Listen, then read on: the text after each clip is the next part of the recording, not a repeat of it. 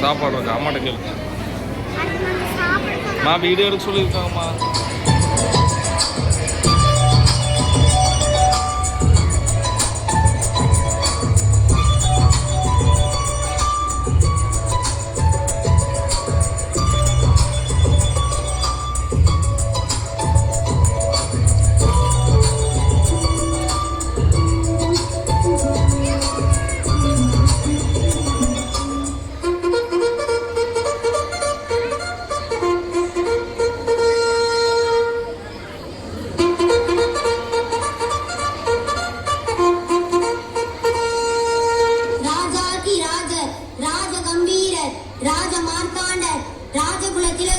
இரண்டாம் புலிகேசி வரார் வரார் வரார்.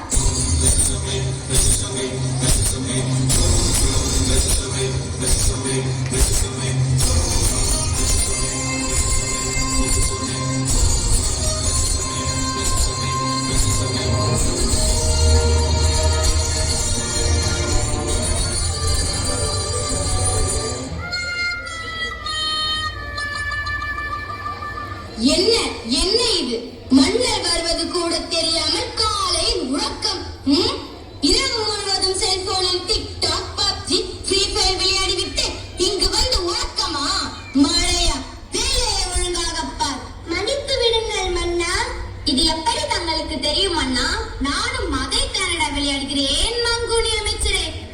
நாடு நல்லா உருப்பிடும்.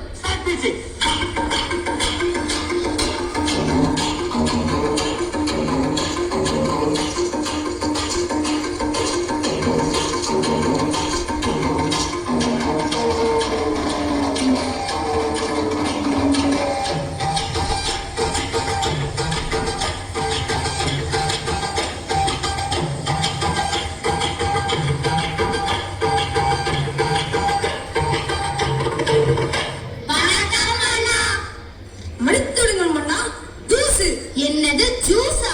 ஜூஸ் இல்ல மன்னா, ஜூஸ். ஜூஸா? இன்னொரு முறை எடுத்துற மன்னர் பாவம். அமருங்கள் அமருங்கள். ஓ அருமை அருமை. சரி சரி அமைச்சர்களே, இன்று என்ன விவாதம்? வணக்கம் மன்னா. நம் நாட்டில் பல பிரச்சனைகள் தலைவிரித்தாடுகிறது. தலைவிரித்தாடினால் என்ன? இழுத்து கட்டிட வேண்டியதுதானே. சரி சரி, அப்படி என்ன பிரச்சனைகள்? முதலாவது கொசு தொல்லை, அடுத்தது தண்ணீர், அடுத்தது விவசாயம், விலைவாசியேற்ற, பெண்களின் மீதான வன்கொடுமைகள், இப்படி பல பிரச்சனைகள் மன்னா. நம் நாட்டில் இத்தனை பிரச்சனைகளா? அமைச்சர்களே, முதலாவதாக கொசு தொல்லையை ஒழிக்க கூறுங்கள் உங்கள் கருத்தை. மன்னா, கொசு கடிக்க வரும்பொழுது ஓடி ஒளிந்து கொண்டால் என்ன? அப்படியே உன்னை ஒரு பானையில் அடைத்து வைத்தால் என்ன? அருமை அருமை. மன்னா, கொசுவை பிடித்து நசுக்கி விட்டால் என்ன? அப்படியே உன்னை நசுக்கி விட்டால் என்ன? அருமை அருமை. மன்னா, கொசுகளை பிடித்து அறையில் பூட்டி வைத்தால் என்ன? அப்படியே உன்னை அறைந்தால் என்ன? அருமை அருமை. அமைச்சர்களே, கொசுவை ஒழிப்பதற்கு வழி கேட்டால் வளர்ப்பதற்கு வழி சொல்கிறீர்கள். யாரங்கே? யாரா இங்கே? வணக்கம் மன்னா. அழைத்து வாருங்கள் தெனாலிராமனை. அப்படியே ஆகட்டும் மன்னா. தெனாலிராமன் வருகிறார் வருகிறார் வருகிறார்.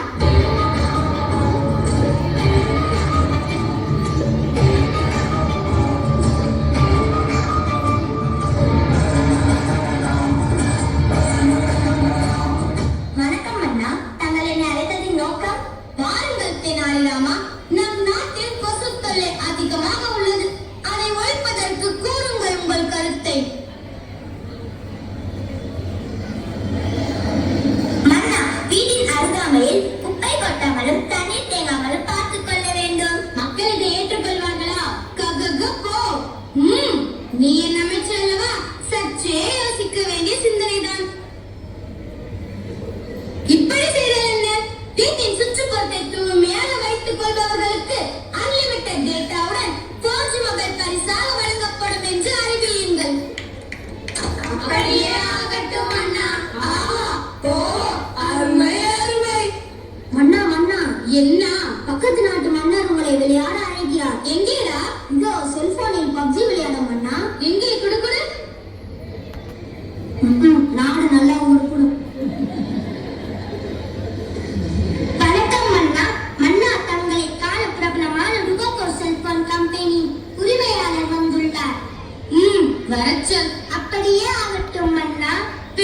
கூட நிம்மதி இல்லை.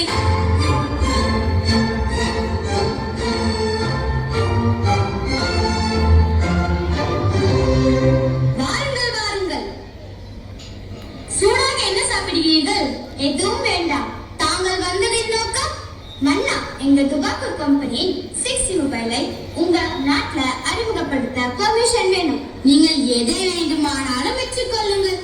ஆனால் எனக்கு புரிகிறது மன்னா, உங்களுக்கு சேர வேண்டிய கமிஷன் சரியா வந்துடும். நன்றி. தேங்க்யூ. அருமை அருமை.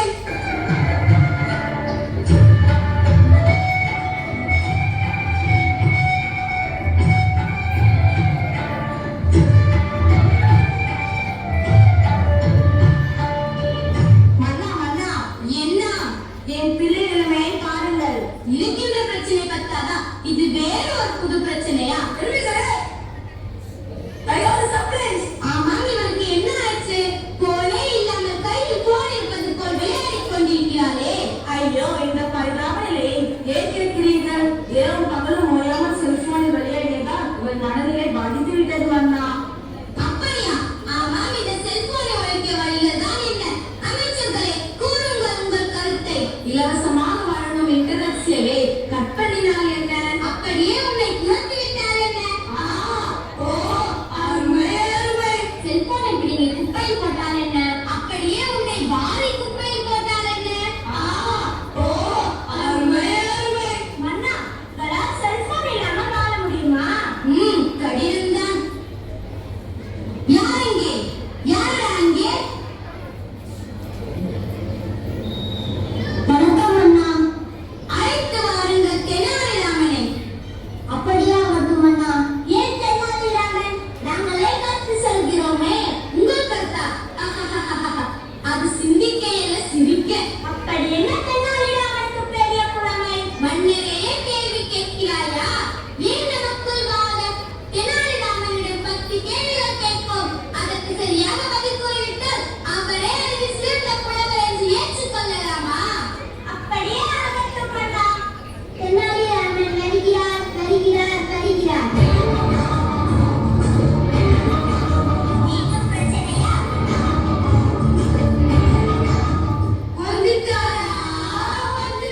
வணக்கம் அண்ணா. தாங்கள் என்னை அழைத்ததின் நோக்கம்? வாருங்கள் தெனாலிராமா. நான் இப்போது உங்களின் புலமையை நிரூபிக்க 10 கேள்விகள் கேட்கப் போகிறேன். அதற்கு சரியாக பதில் கூறிவிட்டால் நீங்களே அதில் சிறந்த புலவர் என்று அறிவிக்கப்படும். ஏன் தெனாலிராமா சிரிக்கிறாய்? ஒன்றுமில்லை மன்னா.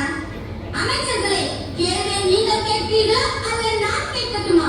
நீங்களே கேளுங்கள் மன்னா.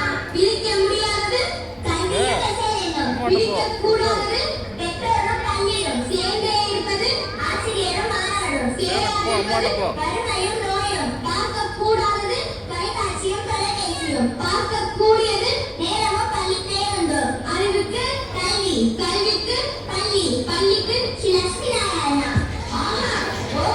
அருமை அருமை. தெனாலிராமா, நீயே அறிவில் சிறந்தவர். அருமை அருமை. என்ன அமைச்சர்களே, இப்போது புரிகிறதா? புரிகிறது மன்னா. தெனாலிராமா, நம் நாட்டு இளைஞர்கள் செல்போனால் சீரழிகிறார்கள். அவர்கள் அதிலிருந்து மீட்க ஏதாவது வழி கூறுங்களேன். மன்னா, மாணவர்கள் மிக முக்கியமானவர்கள். அவர்கள்தான் நம் நாட்டின் வருங்கால தூண்கள். முதலாவது, பெற்றோர்கள் தங்கள் செல்போன்களை குழந்தைகள் கொடுப்பதை தவிர்க்க வேண்டும். அடுத்ததாக, குழந்தைகள் கண்ணால் பார்ப்பதை அப்படியே செய்ய மாற்றிவிடுவார்கள்.